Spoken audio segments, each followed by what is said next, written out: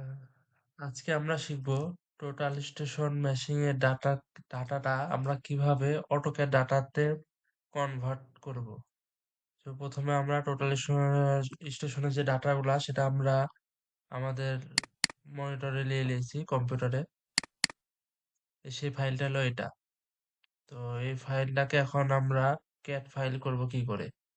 তো কলিডা মেশিন থেকে যেহেতু নিয়েছি, কলিডা মেশিন আলাদা একটা সফটওয়্যার থাকে, সেই সফটওয়্যার হলো এটা কলিডা 2009। প্রথমে আমরা এখানে ঢুকবো। তো এখান থেকে আমরা যাব হলো ফাইলে।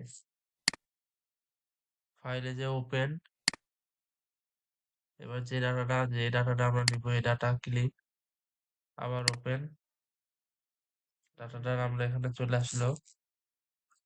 এরপর আমরা যাব ট্রান্সফর্ম, এখানে দিয়ে ট্রান্সফর্ম থেকে এখানে আমরা যাব কন্ট্রোল এল, গেলাম। আবার আমরা ট্রান্সফর্মে যাব,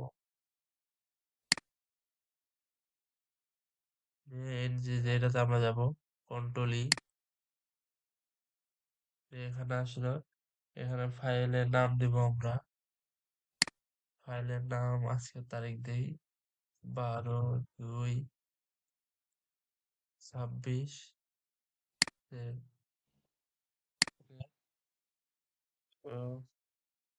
এবার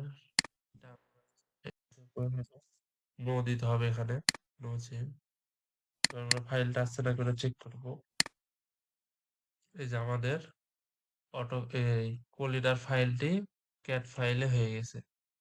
তো আজকের মতো এখানেই, পরের ভিডিওতে এর পরের পার্ট দেওয়া হবে। ধন্যবাদ সবাইকে।